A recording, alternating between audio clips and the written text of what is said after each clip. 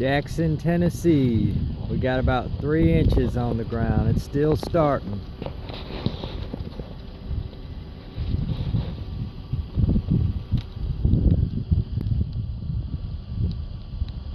The blizzard of 17. Yeah. Okay.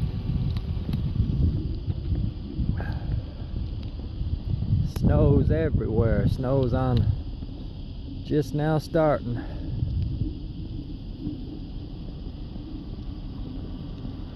As you can see, there's hardly any traffic.